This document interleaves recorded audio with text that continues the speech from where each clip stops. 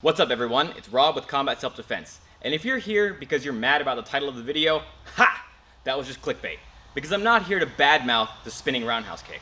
I happen to think it's a pretty good kick, and it's one that I use in sparring pretty often. However, I am here to badmouth the roundhouse kick that spins. Interested? Stick around.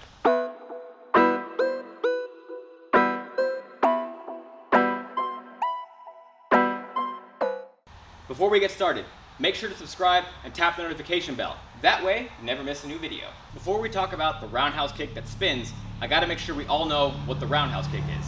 So, from my left front stance, I'm gonna take my lead foot and step out to 11 o'clock, turning my hip with it. This rear hip is gonna be my kicking hip, so I need to make sure it's pointing straight at my target. If I face the camera and I don't bring my hip over, my kick is gonna happen somewhere here at 1 o'clock, and I want it to happen at 12 o'clock. So while I step, I drive my hip forward. From there, it's a matter of follow through, because my shoulder and my knee are gonna follow the line that was created by my hip. So I step and I cast my shoulder forward. Then I bring my knee up at the angle that was created.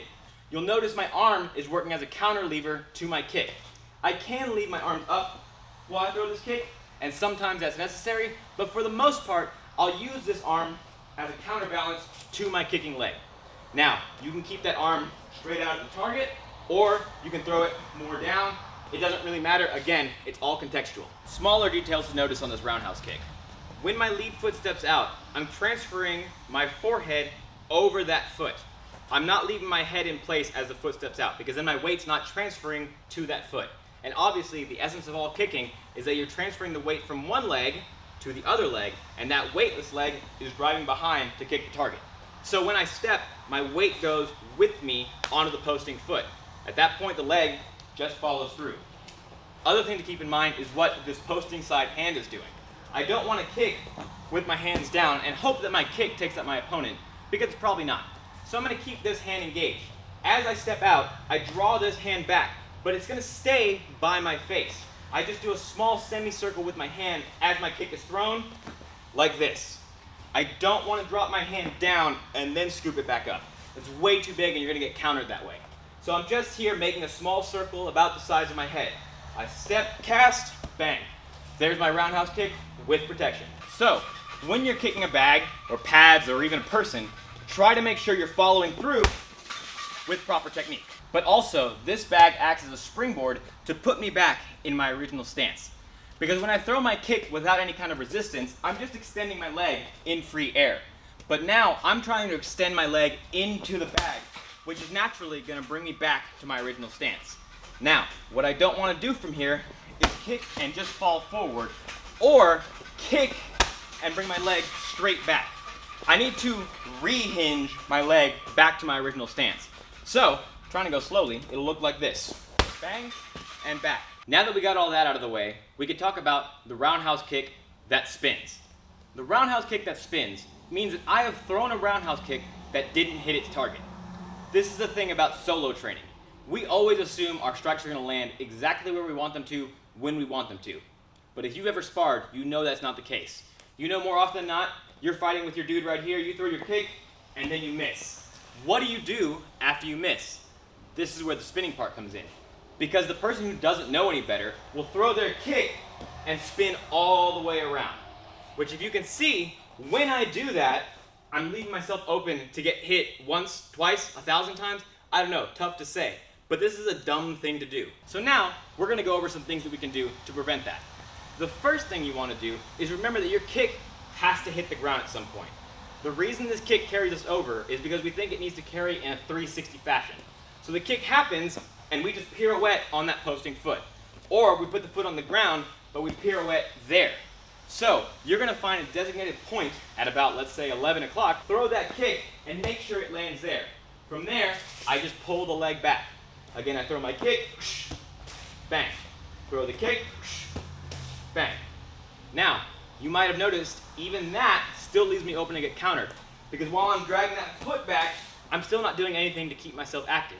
So, what we want to keep in mind, we throw the kick, my guard comes right back up as I peel that leg back. Bang, back to guard up. If you want to be more active, you can throw the kick, bring the leg up, ready to check as you return to your stance. Once again, I kick, bang, This is a good way to create a full body shield from your legs all the way up to your head. You throw your kick, bang, and there you're back ready to go again. Let's talk about what happens if your opponent runs away from your kick. Let's say I throw this kick and I miss, but instead of my opponent coming back to counter me, he runs away. In which case, this returning check would just be a waste of time. What I need to do at this point is pressure forward, which I can do with a side kick. In this case, I throw my kick, it lands, and I establish this side stance. I'm going to bring my rear heel to my lead heel, chambering my leg up, and then push the heel out at my opponent. From the opposite stance, it'll look like this. Throw the kick, down, landing in the side stance, heels in, chamber the knee, push it out, and return back to my stance. Facing the camera, it looks like this. I miss my roundhouse kick, put it down, shuffle in, chamber in the knee, push out that side kick. Once again, I throw the kick, establish my side stance, bring my heels in, drive the knee up, push the heel out. But maybe you're not good enough to stop spinning. Maybe you just haven't gotten the skill yet to stop yourself from spinning when you throw the roundhouse kick. In which case, we need to learn how to weaponize that spin. And in that case, I've got you covered. You throw your roundhouse kick and you miss. You just let that carry you over into a spinning hammer fist. Once again, I throw the kick and the spin carries me. Instead of staying guarded or with my hands down, I just let that rotation turn into a weapon with the hammer fist. Again, I'm here, bang, turn, boom. You'll notice as I spin, I'm keeping my hands up until the last possible moment when I throw the hammer fist. Because if I release this too early, my opponent's going to see it coming and get out of the way. So, I throw the kick, stay in guard, bang. And also, obviously, if you end up in a closer range, you can turn this hammer fist into an elbow. Again, here. Another slightly cooler option. I throw my kick and I miss, but now instead of throwing the spinning hammer fist, I'm going to throw either the straight leg back kick or the spinning wheel kick, which looks like this. I throw my kick and I miss, and then from there I'm going to lift the leg straight up, push the leg back behind me. What I'm trying to do is bring the heel up into my opponent's stomach or underneath the jaw. So, the kick happens, carrying me into this back position. From here I'm going to look over my shoulder. I don't want to throw this kick blind. Actually, there's a mirror right there so I can see behind me, but I'm going to assume you don't. I want to throw the kick while looking at my opponent. So I spot and see my target. From there I'm going to lift the leg up and push it straight back. I don't want to have any kind of angle in this kick. I don't want to have it travel out to the side. It's going to go straight behind me. All again, it'll go 1, 2. Again. If I want to throw the spinning wheel kick, all I do is let that circle continue. From here, I spin and release that kick in an arc. But when I release that spinning leg is going to be very important. I throw the kick. If I release the kick from here, then I have too much arc and my opponent's going to see it coming. So, just like the roundhouse kick has to happen right in front of my opponent, the wheel kick also has to happen right in front of him.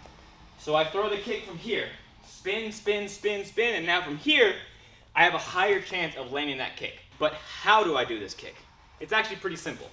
I throw the roundhouse kick, turn and look over my shoulder and let my hip continue with me.